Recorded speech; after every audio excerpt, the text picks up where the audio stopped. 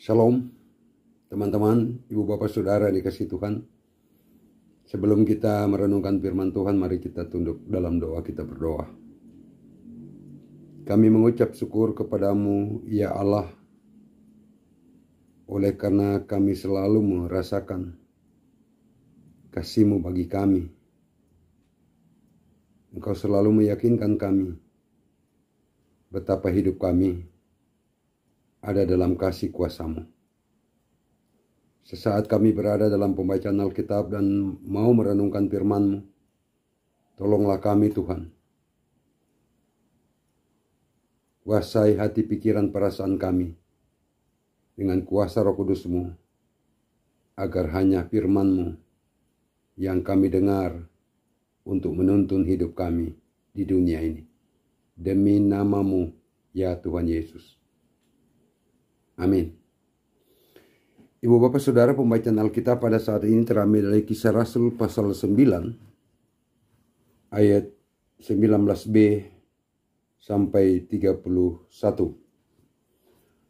Kisah Rasul 9 ayat 19b sampai 31, demikian bunyinya.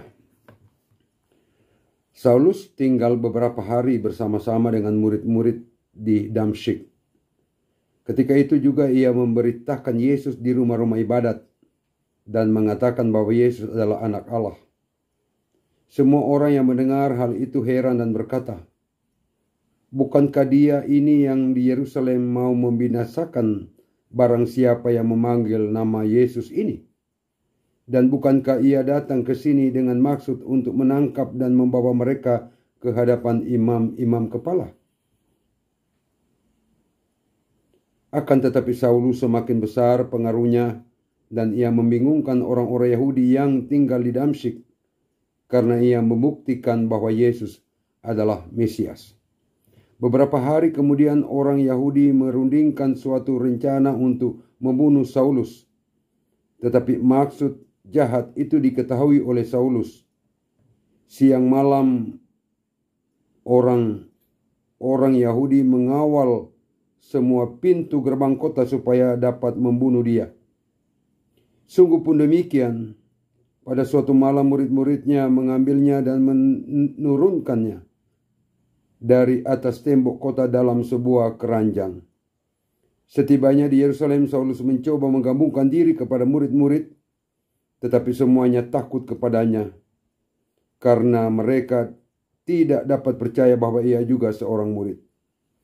Tetapi Barnabas menerima dia dan membawanya kepada rasul-rasul dan menceritakan kepada mereka bagaimana Saulus melihat Tuhan di tengah jalan dan bahwa Tuhan berbicara dengan dia dan bagaimana keberaniannya mengajar di Damsyik dalam nama Yesus. Dan Saulus tetap bersama-sama dengan mereka di Yerusalem dan dengan keberanian mengajar dalam nama Tuhan.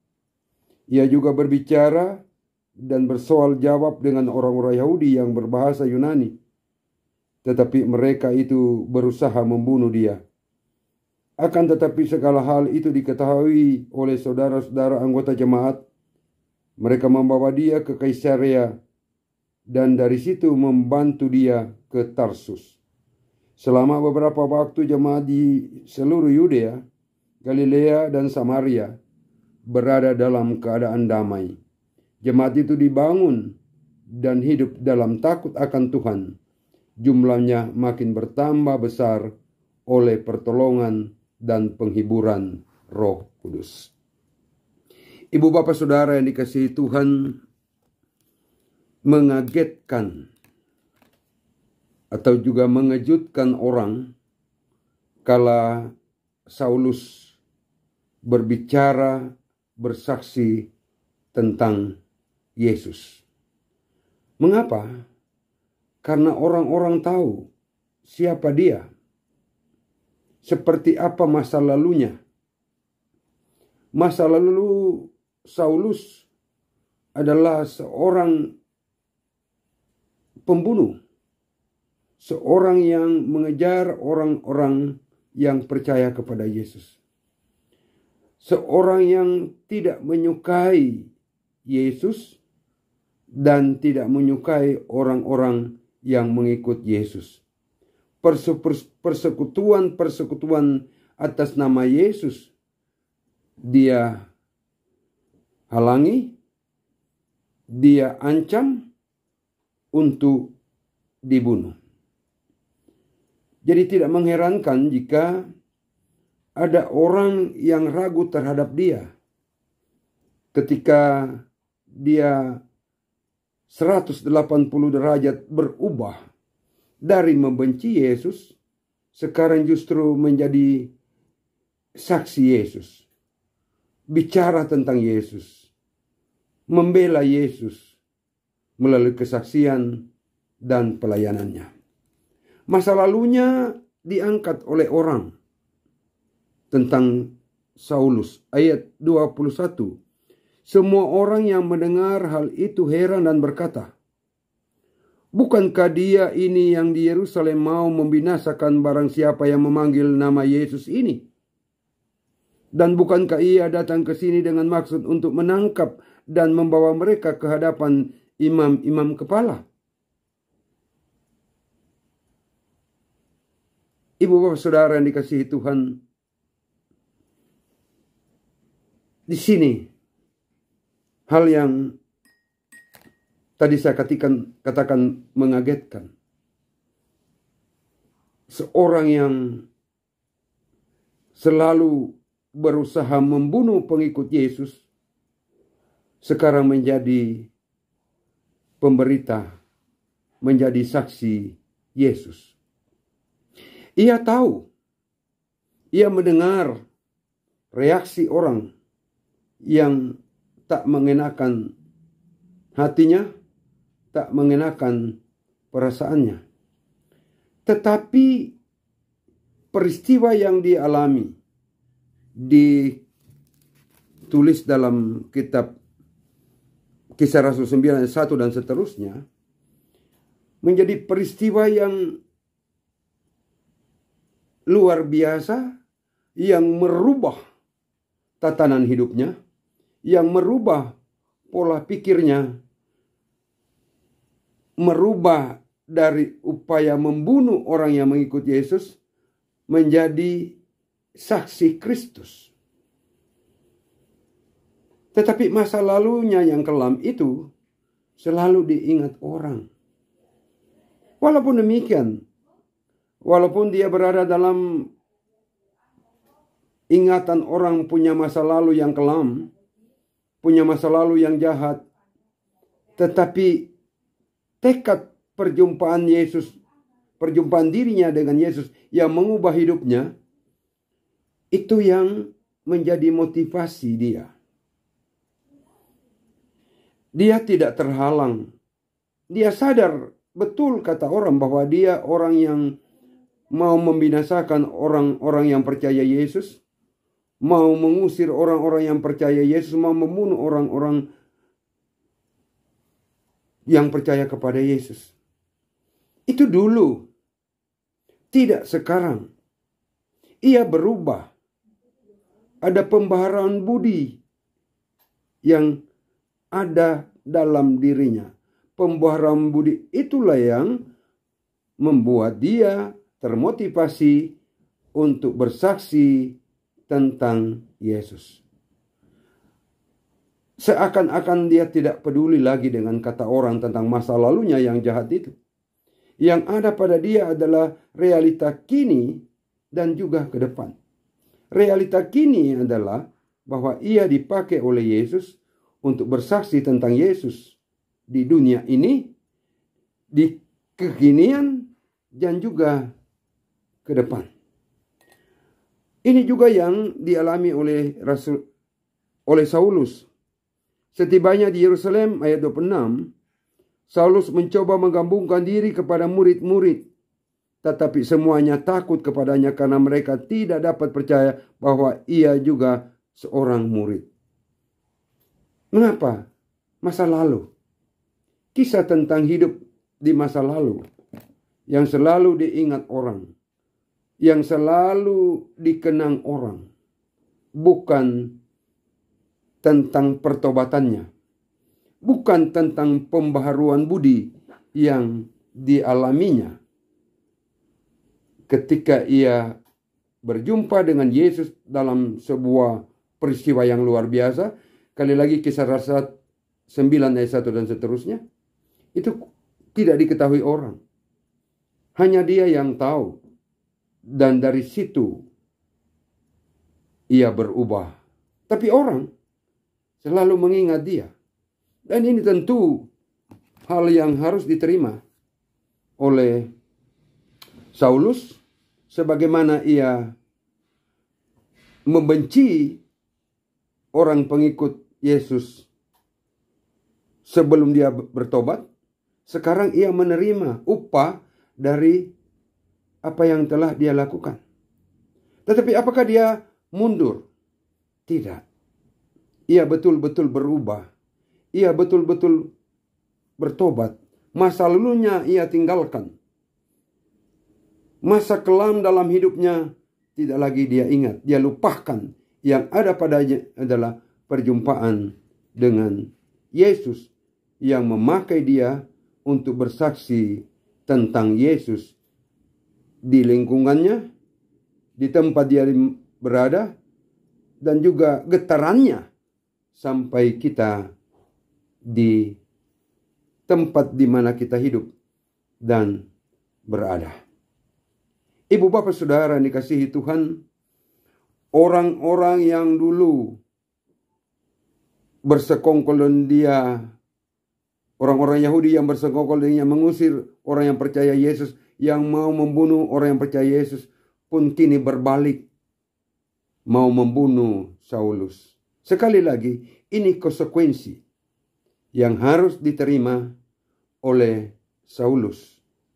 Walaupun konsekuensi berat dia alami, tetapi tekad pertobatannya diwujudkan dengan pembaharuan budi dan ia mau bersaksi tentang Yesus. Ia tidak lagi mengingat itu. Ia tidak takut dibunuh. Ia kesampingkan itu. Berbagai upaya telah dilakukan untuk menyelamatkan Saulus. Dan tentu kita sadari bahwa ketika Yesus memakai dia untuk menjadi saksi, ada penyertaan dan pertolongan Tuhan bagi dirinya. Kisah kelam, kisah abu-abu kehidupannya. Tidak lagi, yang ada adalah perjumpaan dengan Yesus. Yesus memakai dia untuk bersaksi tentang Yesus di dunia ini. Sekalipun orang mengingat dia, tetapi masih juga ada orang yang percaya bahwa dia benar-benar bertobat dan dia benar-benar menjadi saksi Kristus. Misalnya di ayat 27, tetapi Barnabas menerima dia dan membawanya kepada rasul-rasul dan menceritakan pada mereka bagaimana Saulus melihat Tuhan di tengah jalan dan bahwa Tuhan berbicara dengan dia dan bagaimana keberaniannya mengajar di Damsyik dalam nama Yesus. Ada Barnabas, juga murid Yesus, saksi Kristus, yang memberi penjelasan kepada murid-murid Yesus yang lain bahwa Saulus benar-benar bertobat. Ia tidak lagi seperti dulu. Masa kelam sudah dia tinggalkan. Justru sekarang Tuhan Yesus memakai dia. Dan di saat Tuhan memakai dia, konsekuensi masa lalu itu membayangi hidupnya, membayangi kesaksiannya. Tapi ia lupakan itu semua.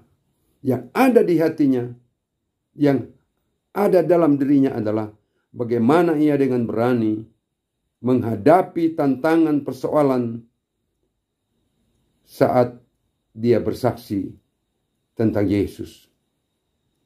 Ibu bapak saudara yang dikasihi Tuhan, bicara tentang saksi Yesus, murid Yesus, saksi Yesus, pelayan Yesus, bukan hanya orang-orang yang sebut saja pendeta, penatua, diaken, atau gembala, pastor, dan lain sebagainya. Tapi semua orang yang percaya kepada Yesus, itulah saksi. Saksi Yesus yang dipakai oleh Yesus untuk memberitakan tentang Yesus. Kita yang percaya kepada Yesus adalah saksi. Sekelam apapun masa lalu kita, seabu-abu, sehitam apapun masa lalu kita, itu bukan persoalan untuk menghalangi kita menjadi saksi. Itu bukan persoalan. Itu tidak akan menjadi persoalan jika kita bertekad, bertobat, dan membaharui akal budi kita, mentalitas kita, bahwa yang kelam itu sudah kita tinggalkan. Yang ada kini adalah pertobatan, pembaharuan diri, pembaharuan mental untuk berpaut dengan Yesus dan bersedia hati bersaksi tentang Yesus. Tak dapat kita pungkiri bahwa seringkali dalam realita kini orang selalu mengingat masa lalu kita yang kelam. Tidak perlu dihiraukan. Itu dikesampingkan saja. Mungkin mereka tidak tahu tentang pertobatan kita. Mungkin mereka tidak tahu tentang pembaharuan budi kita. Hanya kita dengan Tuhan yang tahu. Tetapi itu harus diwujudkan. Perwujudannya adalah bersaksi dengan tegas tentang Yesus. Tidak lagi kembali kepada masa lalu. Masa lalu yang kelam telah ditinggalkan. Yang ada kini adalah perjumpaan dengan Yesus dan bersedia hati untuk menjadi alat Kristus di dunia ini. Ada tantangan, ada cobaan, ada ancaman. Tetapi ingat, orang yang betul-betul menjadi saksi Kristus, bersedia menjadi pelayan Kristus, hidupnya dipertaruhkan untuk Kristus, maka Kristus akan menyertai. Seperti contoh Saulus, dalam bacaan kita juga diungkapkan. Orang yang dulu sahabatnya sekarang berbalik untuk berusaha mengancam dan membunuhnya. Tetapi semua itu tidak terjadi. Mengapa tidak terjadi? Karena Yesus. Yesus tidak melihat masa lalunya. Yang dilihat oleh Yesus adalah pertobatannya, pembaharuan budi, mental dan lain sebagainya untuk mengikut Yesus. Penyerahan diri sekarang ini, kini dan nanti, itu yang utama. Bukan soal masa lalu. Semua kita punya masa lalu. Tapi seperti apa masa lalu kita itu? Yang ada sekarang adalah bagaimana kita mau menjadi saksi Kristus. Benar-benar menjadi saksi Kristus. Tubuh, roh, dan jiwa kita dipakai untuk menjadi saksi Kristus. Bertekad tidak lagi kembali kepada masa lalu. Apalagi masa lalu itu kelam. Tetapi mengarahkan pandangan hidup ke depan. Sambil bersaksi betapa baiknya Kristus itu. Betapa mulianya Kristus itu dalam hidup kita. Yesus mengampuni Saulus dan memakai dia untuk menjadi saksinya. Kita pun, siapapun kita akan diampuni kalau kita bertekad mau bertobat dan membarui hidup kita, nimbrung bersama dengan sekuat tenaga, tubuh, roh, dan jiwa kita gunakan untuk bersaksi tentang Yesus. Tidak ada hal yang menakutkan, tidak ada hal yang mencemaskan jika hidup kita dipertaruhkan untuk Kristus. Dia menuntun, dia menyertai, dan dia menyelamatkan. Tugas kita semua memberitakan tentang Kristus agar semua orang percaya, bertobat, dan diselamatkan. Yesus bersedia hati menyambut orang-orang yang mau bertobat dan bertekad membarui kehidupannya sambil mempertaruhkan diri dan hidup ini bagi kemuliaan Kristus. Dimanapun kita berada, kapanpun kita jumpai Kristus, Ia selalu bersedia menyambut kita. Sekali lagi saya harus katakan Bapak, sekelam apapun masa lalu, jika kita kini bertobat dan membarui hidup kita, Tuhan Yesus berkenan kepada kita. Dia menjauhkan kita dari celaka. Dia menyelamatkan kita. Dan Dia memakai kita untuk menjadi saksinya. Bersaksi tentang Kristus. Dia juru selamat dunia. Dia penebus dan Dia penyelamat. Kiranya di perjalanan hidup kita, kita selalu yakin percaya bahwa kalau saya percaya Yesus, kalau saya mengimani Kristus dalam hidup ini, maka kasih-Nya selalu dekat, kuasa-Nya selalu menyelimuti hidup kita. Saulus tidak malu karena masa lalunya. Ia tidak malu. Mengapa? Karena ia sudah lupakan masa lalunya. Ia tinggalkan masa lalunya. Yang ada padanya adalah perjumpaan dengan Yesus yang membarui hidupnya, dan Yesus memakai dia untuk bersaksi tentang dia. Segala sesuatu yang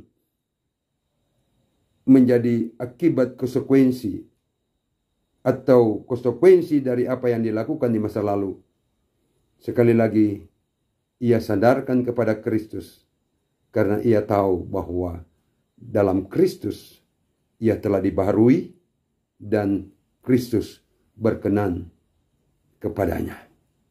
Ibu bapak saudara yang kasih Tuhan, menarik di ayat 31 dan ayat 31 dikatakan, selama beberapa waktu jemaat di seluruh Yudea, Galilea dan Samaria berada dalam keadaan damai.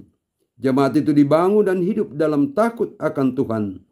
Jumlahnya makin bertambah besar oleh pertolongan dan penghiburan Roh Kudus. 3 tempat, 3 daerah yang disebut itu juga menjadi tempat di mana Saulus bersaksi tentang Yesus. Ia menjawab dengan lugas dan benar siapa Yesus yang sebenarnya.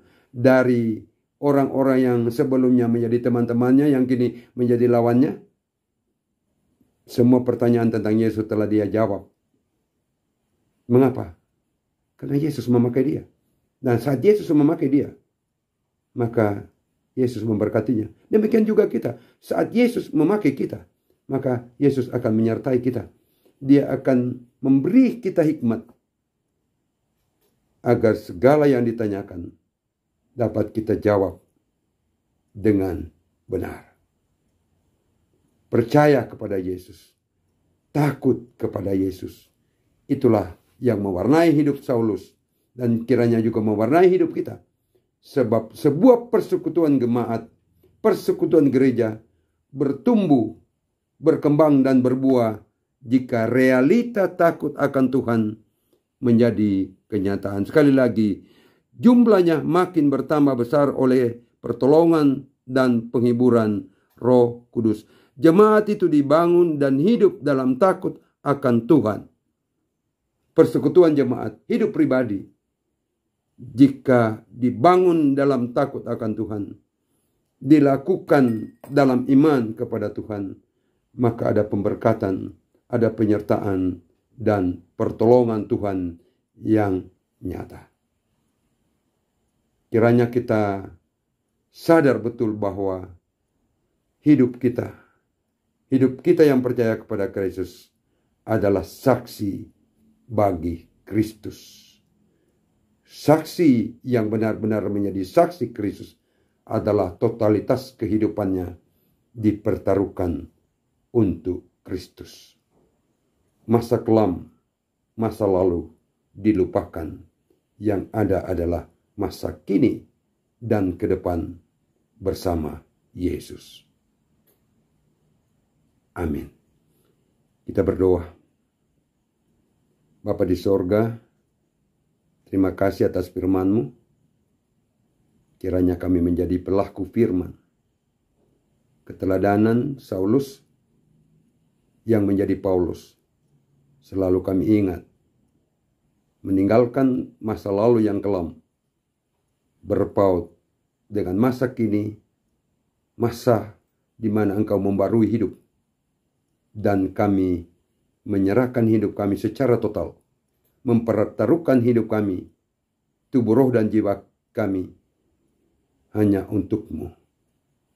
Makasih Tuhan Yesus. Pakailah kami untuk menjadi saksi-Mu. Bersaksi tentang Kau di dunia ini. Agar semua lidah mengaku, lutut bertelut. Engkau, ya Yesus, adalah Tuhan dan Juru Selamat. Amin. Ibu bapak saudara yang dikasihi Tuhan, demikianlah firman Tuhan. Kiranya kita terus merenungkan firman Tuhan, menjadi pelaku firman dalam hidup dimanapun kita berada, kini dan ke masa depan. Tuhan memberkati ibu bapak sekalian, kini dan selamanya. Amin. Shalom.